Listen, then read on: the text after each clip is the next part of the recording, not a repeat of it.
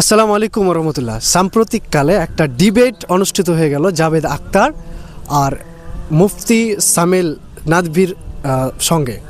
তো এই ডিবেটটা যে শিরোনামে হয়েছিল সেটা হচ্ছে ডাজ গড এক্সিস্ট, অর্থাৎ ঈশ্বরের অস্তিত্ব আছে কি না এই বিষয় নিয়ে। তো এরকম একটা ডিবেটে আমরা পুরো 1 ঘন্টা 53 মিনিটের মতো ডিবেটটা চলেছিল।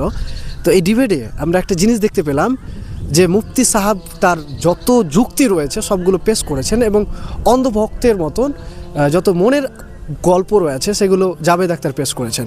দিন শেষে জাভেদ আখতারের পরাজয় হয়েছে এবং মুফতি সাহেবের জয় হয়েছে, মানে ইসলামের জয় হয়েছে। যাই হোক, এরকম একটা ডিবেট কতটা প্রভাব ফেলতে পারে সত্যিকার অর্থে আজকে যখন ফেসবুক বা ইউটিউব ঘাটলাম বা যখন লাইভ দেখছিলাম, কমেন্টগুলো দেখে বুঝতে পারলাম যে কতটা প্রভাবিত করেছে মানুষকে।